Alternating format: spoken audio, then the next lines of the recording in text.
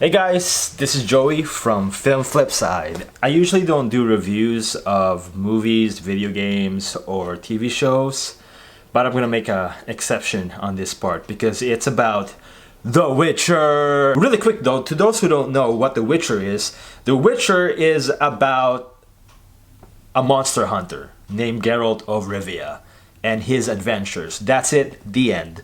There's more to that, but that's pretty much the gist of it. You follow the life story of Geralt. The first half of this video is going to be spoiler-free review of episode 1 of The Witcher.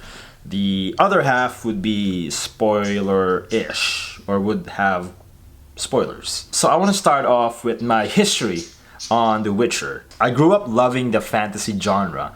I love fantasy. Lord of the Rings, The Chronicles of Narnia. I never really got into Harry Potter, but well, whatever, sue me, I guess. No, just kidding, don't. I also watched a lot of anime and played a lot of JRPGs. As I grew up, I noticed one thing regarding the anime genre. It's pretty, I will save the world through the power of my friends! Yeah, no, it just got a little too much. So one day I went to, I think it was EB Games, and I saw Witcher 2. So I gave it a shot because it looked, it looked different from what I usually play. And it changed my world. It was fantastic. I didn't even know the events that led up to Witcher 2, but Witcher 2 was so great. It had depth. The characters had depth. And that propelled me into the world of Witcher. When I found out that Witcher was based on the books made by Andre, I'm gonna butcher his name. I sought it out, I went on a quest, and when I read it, again, I became a full-fledged fan of both the Witcher games and the Witcher book series. And Witcher 3, by far, is the best video game I've ever played. I spent countless hours reading the books. I spent hundreds of hours playing Witcher 2 and Witcher 3. So I really wanted this show to be successful. I wanted it to be a trifecta of awesome. An awesome book, an awesome video game, and an awesome show. And it seemed like an impossible feat. Like, one of the things that worried me was when they casted Henry Cavill as Geralt. This is no offense to Henry Cavill. I think he's a phenomenal actor. He did a great job in Mission Impossible, did a great job as Superman, but he was just too swole. I thought he was too swole to play Geralt. Geralt is this lean, dancing sword master. Like, he pirouettes, he spins, and I couldn't really see like Henry Cavill doing that because he just seemed so like heavy and lumbering with all that muscles in his body. And I also thought he was a little too like pretty boyish to play the role of Geralt, because Geralt, he's supposed to be this like rugged, tired monster hunter. His eyes is supposed to tell you that he's been through a lot, and Mr. Henry Cavill is just, for lack of a better term, it's too handsome. Just too handsome to play Geralt. The morning when I watched the first episode of Witcher, I sat with like restrained excitement. I didn't want to be disappointed, and thank God I wasn't. It was fantastic. Earlier I said I was nervous in Henry Cavill being casted at The Witcher. Man, he knocked it out of the park. He is Geralt. He really embodied the character of Geralt, the monster hunter. I found out that Henry was a big fan of The Witcher. He was a big fan of the games, and he was a big fan of the books. And you could really tell that he cared about Geralt. He cared about how Geralt acted, how Geralt looked, and how Geralt moved. And you could even tell based on his performance that he played the games. There's certain lines that he said mirrors how Geralt says it in the video games. So if you played the video games and you hear that, you catch that, it kind of like makes you a little happy. Kind of like what it did for me, made me a bit happy. So I was very happy that Mr. Henry Cavill proved me wrong. You, sir, are the only Geralt in my eyes. That sounds weird. If you're going to watch The Witcher thinking that it's going to be the next Game of Thrones, maybe don't do that. The Witcher and Game of Thrones are completely different animals. If you're looking for a fantasy show steeped in political intrigue, this is not your show. Granted, The Witcher does have political undertones and political backstories in the books and in the games, but it's not its main focal point. Its focal point is the life of Geralt. So when you watch this show, just try your best not to compare it to Game of Thrones. Just treat it as a different show. So the episode is divided into two story arcs, two point of view characters, Geralt and Princess Cirilla. And the directors and the writers did a phenomenal job of connecting these two storylines. There wasn't any dialogue or scenes that I found were fillers. There were no filler dialogues. There were no filler scenes. Everything progressed the plot. The first episode of The Witcher does a great job of introducing the characters, the world, and the conflict. It's almost relentless. It lets you know who Geralt is. It lets you know how hard his life is. And the episode also does a great job of showing you what kind of world Geralt lives in. It's a world where it's not pleasant. You could tell that the writers and the directors have a vision.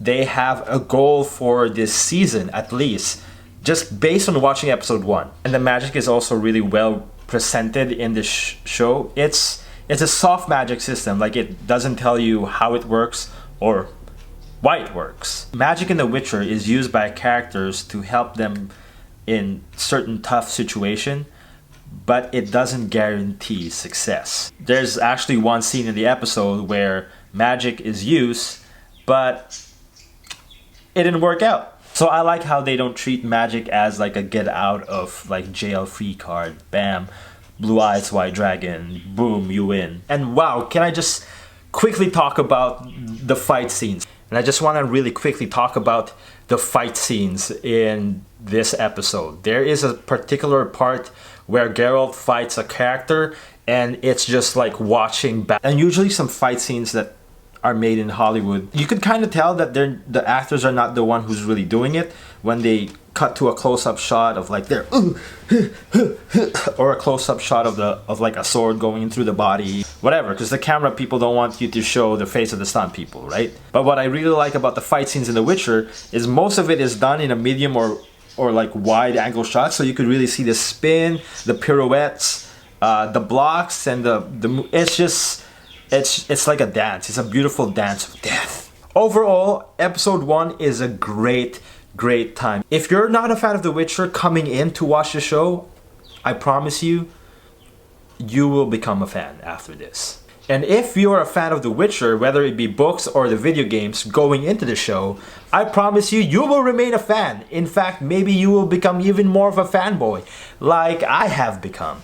If you just have that dark fantasy itch that you want to scratch, Witcher episode 1 will scratch that. And if you're just kind of thinking, should I try out watching The Witcher? Should I just add it to my plethora of shows to watch? Yes. Put it in your number 1 watch list. Just do it. Even if you're not a fan of fantasy, it's going to be a great time. Not for kids though. It's certainly not. It's not for kids for sure. I do have 3 main little gripes about the first episode. Number 1, the monster. It looked like a creature from a PS3 game. Number 2, the Nilfgaard armor. What were they thinking? It looks like black metal diarrhea. I really hope that they change the armor later in the season, or at the very least next season they need to change it. It does not look great. And third, there's a certain character in the Sintra story arc where this man is supposed to be playing a Viking-esque king. He played the part, but he didn't look the part. The people of Skellige, or the men of Skellige at least, they're supposed to look brutish. The actor that they casted for this Skellige character, he didn't look like he was from Skellige. I'm sorry. He did a good job acting like one, he just didn't look like one. That's it. whatever, still did a good job. So that's my spoiler-free version of my review. Here comes the spoiler-ish part of the video. If you haven't read the books or played the game, I urge you not to watch this part in 3, 2, 1. I was so excited to see the Blaviken incident in screen. I've only heard it on the game, I've only read it on The Last Wish. I think it was on The Last Wish. And to finally see how Geralt became the Butcher of Blaviken, it was fantastic. Oh man, and Renfri versus Geralt. Oh, the swordplay. Oh man, I kept watching it over and over and over again. I watched it earlier in the morning, and my wife, who was still in bed, she said, I could hear you cheer downstairs because man, and I've seen a lot of action movies, and I've seen a lot of like medieval fantasy fight scenes, and this one really takes the cake. It felt like the chapter in the book came alive in the screen. It's obvious that they care about the source material. It really is obvious. And the actress who played Ciri, much like how Henry Cavill is Geralt, Freya, or whatever her name is, Freya, right, is Ciri. I can't picture any other actress who would play Ciri. She did a great job playing the part of Ciri, the Elder Blood. When she was showcasing Ciri's power, you could see the emotion in her eyes and in her mannerism. You could tell that she's kind of going through this roller coaster of emotion.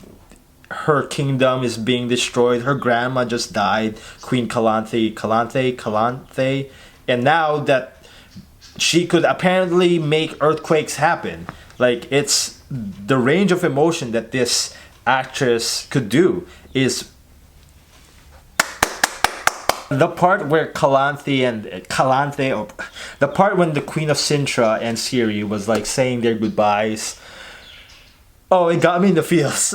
It got me in the feels. Like, and if you watch closely, there's certain things that is clearly a nod to the video games. When Geralt was talking to Roach, and he was like, "Come on, Roach." That's from the video game. He says that in the video game. When he's fighting the gang, and he moves his hands like this to release Ard, the movement and the way the shielded people moved from the Ard spell, it looked like it was from the video game. Like, really. Yeah, the people really respected the source material of the books and the source material of the video games. Woo! I really don't know if I'm going to be reviewing the rest of the season. I just felt the need that I need to do a review of episode 1 just so that I could invite people into this magical, fantastic world of The Witcher. You should just really give it a shot. So thanks for watching this review. If you want me to do more videos like this, do more Witcher episode reviews, let me know in the comments below. And don't forget to like, share, and subscribe to Film Flipside. Thanks a lot, guys.